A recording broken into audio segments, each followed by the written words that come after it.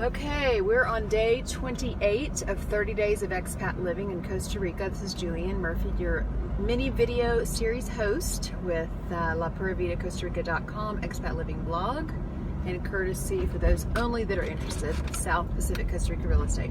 This day 28 is focused on driving conditions in San Jose, the capital city of Costa Rica.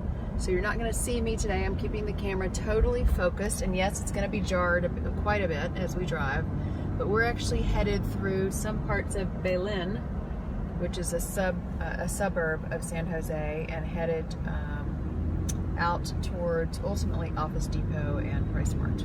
So just wanted you to see, generally a lot of what you experience here in San Jose is similar to what I showed in yesterday's video, or day 27 video, which was more of highway driving between San Jose and the Pacific coast. Here in San Jose, and by the way, I'm not driving, I'm a passenger. For those of you that commented on the other ones, be careful of your driving, and yeah, anyway, I'm not driving. But this is just to give you a picture of the experience. A lot of many areas in San Jose are only 2 lanes. That's the case here. There's a 3rd lane, but then up ahead usually it merges and you only have the 2. So we're only right now at 3:27 p.m. in the afternoon, and this is the kind of already gridlock that's pretty common these days in San Jose.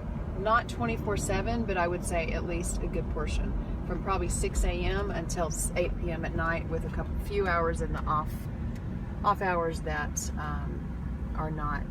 don't count because people are actually still in the office or what have you. But as you can see, this is both a commercial and a area that has, like, here's a mall over here, Terrazas Lindoras. We're actually in Lindora Bay to give you a bit of this tour here. San Jose has quite a lot of these strip center / eateries, and then they have, you'll see along the ways too, some of the name brand hotels. Here's in a loft here, McDonald's over to the left. And again, so a lot of what you do driving in San Jose these days, what's happened over the past probably, I would say, 10 years, and probably even more so the past 5 years, and actually since I've lived in Costa Rica, which has been almost 3, the gridlock here has gotten significantly worse. Why is that the case? Costa Rica is already, with its higher education levels than many countries in Central America, more and more the middle class is growing.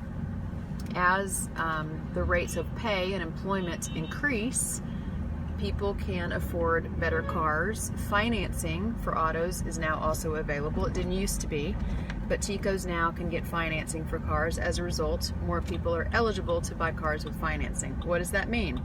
More cars on the road, and the infrastructure, frankly, has not been updated in at least 10 years, if not 20, and in some areas never. So and this has also been the case in Panama. Now, as you can see right here, we're actually in the middle lane, and we're going to now merge over, and the middle lane has a stanchion in front where nobody can get over. So we're just going to pause here for a second. People generally are not too friendly when that's the case. They don't want to let you in. So what happens is you've got the existing infrastructure and more cars, which leads to more traffic standstills, more time in traffic, and generally a pain in the ass for anybody in the country. That's our experience, and of course we live on the Pacific coast, so we're only here and there, and don't have to deal with this all the time. But frankly, God bless the people that have to deal with this daily. It's a huge. He's going to cut you off. You want me to put a hand up? Go ahead.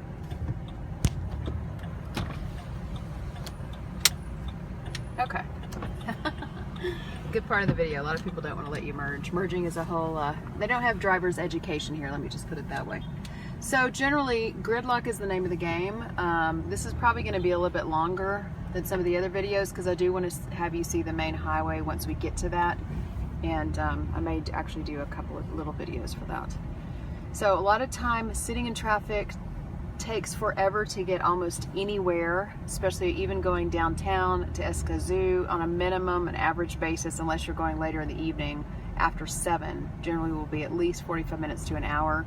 During rush hour traffic, you know, who knows? If there's an accident, if there's a construction issue in the middle of the road, it's always a challenge. So people generally hear very similar to Panama City and Panama, but not as, in my opinion, not nearly as bad. People here bend the rules. They do cross over yellow lines. They cross on the sides.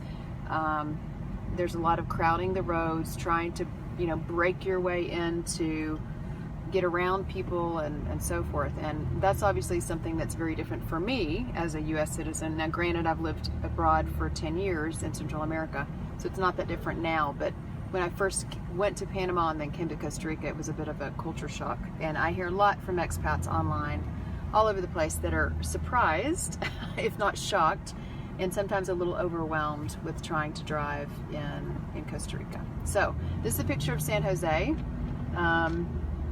We're gonna be nice and let this guy through. And you can see more for these little glimpses on expat living in Costa Rica on my blog at PuraVidaCostaRica.com. Oh, we've got an accident coming up. Oh, this will be exciting. So when you have an accident, there's certain paperwork by law that you are required to fill out. Looks like this was a motorcycle and a car, perhaps. And you have to stay in the same place until the police come. That's the law. And that can be normally, what, in the city, 2 to 3 hours? Depending on traffic, depending on where they are. And granted, there's more police officers in the city than in rural areas, but at times you can sit there for a really long time. Basically, you'd be canceling whatever you got for the rest of the day just to take care of that traffic incident. So looks like these guys may be, I'm not sure what they're doing, if they're talking about it or what have you, but I'm going to give you a little glimpse. And for those that are interested,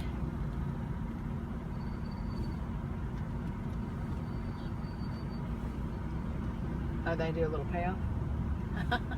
Looks like, so what looks like what happens is the police didn't come there. The motorist that was involved in that just gave these guys some cash instead of staying to deal with the police, because it was a very minor fender bender. That's often common here too. I've never done it, but some people do. Anyway, back to, for more on expat living, go to PuraVidaCostaRica.com. And for those that are interested, South Pacific Costa Rica Real Estate, which I do work for, and I own and operate that company with my Tico partner, you're welcome to go to our website and check that out if you're interested in South Pacific Costa Rica Real Estate. That is CostaRicaPacificRealEstate.com. And this is day 28. Only 2 more to go of 30 days of expat living in Costa Rica. Ciao.